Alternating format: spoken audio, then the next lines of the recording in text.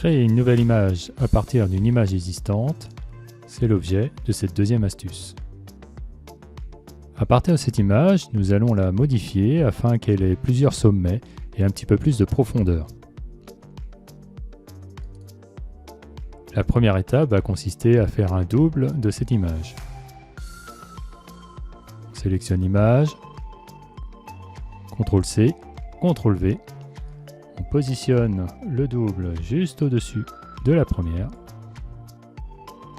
Maintenant, nous allons travailler sur ce double.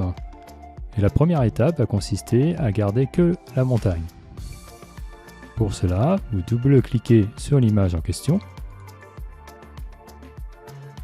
Et vous allez aller cliquer sur supprimer l'arrière-plan.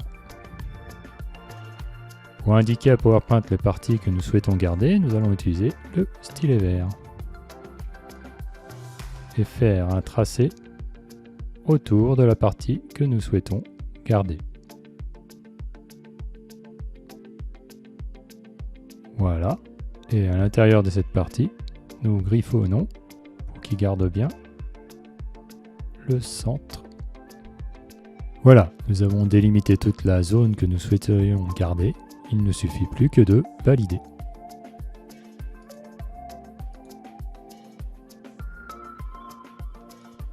Et voilà le résultat. Comme je veux faire plusieurs sommets, je vais déjà anticiper et dupliquer cette deuxième image.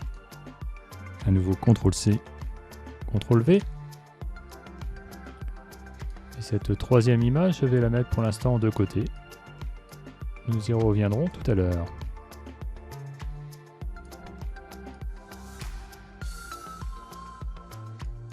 À l'aide de la deuxième image détourée, nous pouvons ainsi créer un deuxième sommet que nous allons positionner selon notre souhait. Par exemple ici. Vous voyez que cette image maintenant déborde de la slide, il va falloir la recadrer. Cette fois-ci, j'utilise à nouveau rogner.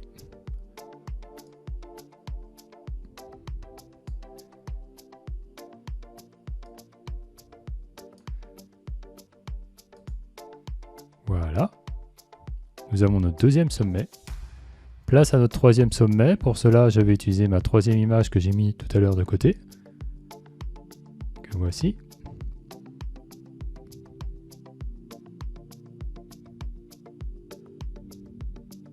Je vais la positionner à peu près ici.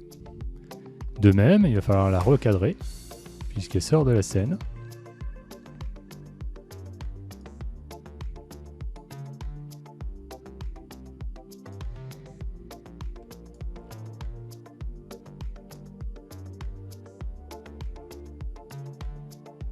Comme ceci. Voilà, nous avons nos trois sommets. Reste une zone à améliorer, c'est ce chevauchement entre l'image 3 et l'image 2. Alors pour cela, je vais tout simplement, comme dans Storyline, avancer le deuxième sommet au niveau du premier plan.